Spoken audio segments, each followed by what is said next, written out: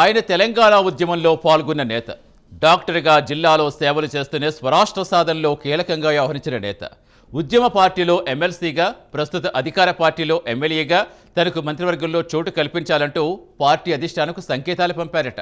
ఉమ్మడి నిజామాబాద్ జిల్లాకు మంత్రి లేకపోవటం, వయస్సు ఎక్కువైన నేతల సలహాలు మాత్రమే తీసుకోవాలని పార్టీ నిర్ణయం నేపథ్యంలో ఆ నేత పేరు పరిశీలించాలని నియోజకవర్గ నేతలు కోరుతున్నారా? ఎమ్మెల్సీగా చేసి ఎమ్మెల్యేగా ఉన్న సదరు నేత మంత్రి పదవిపై కన్నేశారా? ఇప్పటి వరకు సీనియర్కి మంత్రి పదవి అంటున్న జూనియర్ అయిన ఆ డాక్టర్ సాబ్ ఎవరు?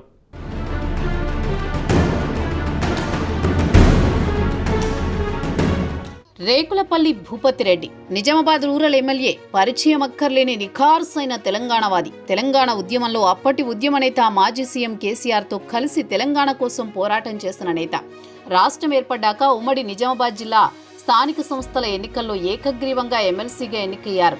అనంతరం టీఆర్ఎస్ పార్టీని వీడి కాంగ్రెస్లో చేరిన 2018 ఎన్నికల్లో నిజామాబాద్ రూరల్ నుండి పోటీ చేసి టీఆర్ఎస్ అభ్యర్థి బాజిరెడ్డి గోవర్ధన్ చేతిలో ఓటమి పాలయ్యారు. 2023 అసెంబ్లీ ఎన్నికల్లో నిజామాబాద్ రూరల్ నుండి పోటీ చేసి బీఆర్ఎస్ అభ్యర్థి అదే బాజిరెడ్డి గోవర్ధన్పై గెలుపొందారు. రేవంత్ రెడ్డి ముఖ్యమంత్రి అయ్యాక ఉమ్మడి నిజామాబాద్ జిల్లా నేతలెవరికీ విస్తరణలో చోటు దక్కలేదట. ఒకసారి ఎమ్మెల్సీగా, ప్రస్తుతం ఎమ్మెల్యేగా ఉన్న డాక్టర్ రేకులపల్లి భూపతిరెడ్డి సైతం మంత్రి రేసులో ఉన్నారని టాక్ నడుస్తోంది.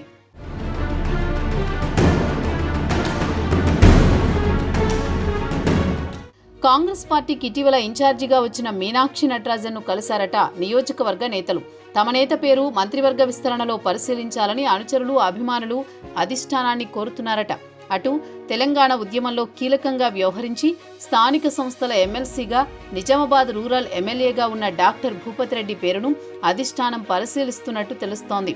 కాంగ్రెస్ పార్టీలో డాక్టర్ సాబ్గా పేరొందిన భూపతిరెడ్డికి మంత్రివర్గంలో చోటిస్తే మేధావి వర్గం, ముఖ్యంగా డాక్టర్లకు, ఉద్యమకారులకు ప్రాధాన్యత ఇచ్చినట్లవుతుందని చర్చ జరుగుతోంది.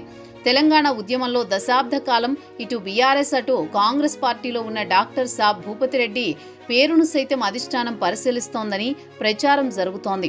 బీఆర్ఎస్ అధికారం కోల్పోయిన తర్వాత ఉమ్మడి నిజామాబాద్ జిల్లాకు రేవంత్ రెడ్డి సర్కారులో మంత్రివర్గంలో ప్రాధాన్యత దక్కలేదు.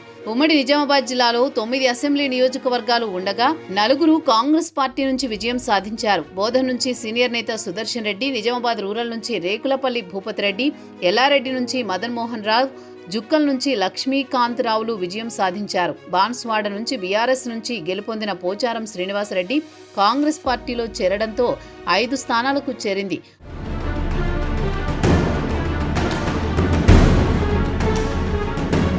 మొదటి విడత విస్తరణలో ఉమ్మడి నిజామాబాద్ జిల్లా నుంచి సీనియర్ నేత, మాజీ మంత్రి, బోధన ఎమ్మెల్యే సుదర్శన్ రెడ్డికి మంత్రివర్గంలో అవకాశం వస్తుందని అందరూ భావించారు. అయితే స్పీకర్ పదవి తీసుకోవాలని రేవంత్ కోరడంతో అందుకు సుదర్శన్ రెడ్డి నిరాకరించారట. నిజామాబాద్ జిల్లా నేతకు మంత్రివర్గ విస్తరణలో బ్రేక్ పడినట్లయింది. రెండో విడత విస్తరణలో రేపు మాపు అంటూ కాలయాపన జరుగుతుండటంతో మంత్రివర్గ రేసులో పలువురి పేర్లు తెరమీదకొస్తున్నాయి.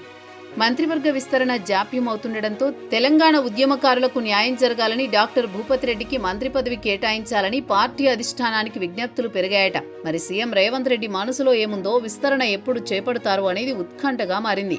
మరి డాక్టర్ సాబ్ కోరిక నెరవేరుతుందో లేదో వేచి చూడాల్సిందే.